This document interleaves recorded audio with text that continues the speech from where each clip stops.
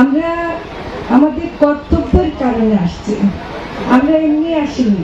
এটা আমাদের আসাটা কর্তব্য ছিল, কারণ আমাদের ইলিশকে বলছে যে ইলিশ আমাদের জাতীয় মাছ, কিন্তু আমি বলবো ইলিশ আমাদের সোনার খনি। আপনার যদি দেশের সোনার খনি থাকতো, আপনি কি একদিনে সব তুলে ফেলতেন? ওইটা তুলতেন না তো।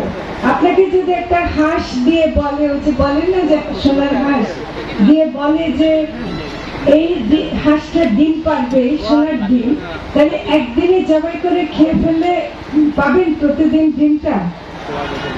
তাহলে আমাদেরকে রক্ষা করা, সেই হাঁসটাকে রক্ষা করা, এটা আমাদের কর্তব্য। আমার মনে হয় যে আমরা খুব মনে রাখবো ইংরেজি তারিখ হিসেবে 13 অক্টোবর থেকে 3রা নভেম্বর।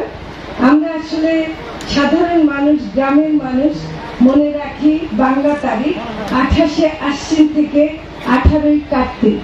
এই সময়ে আমরা যারা ইলিশ ধরে, ইলিশ আহরণ করে আমরা জীবিকা নির্বাহ করি, আমরা ধরবো না শুধু আমাদের নিজেদের স্বার্থে না, আমার দেশের স্বার্থে, এবং এই ইলিশ যে একটা সোনার খনি সেটাকে রক্ষা করার জন্য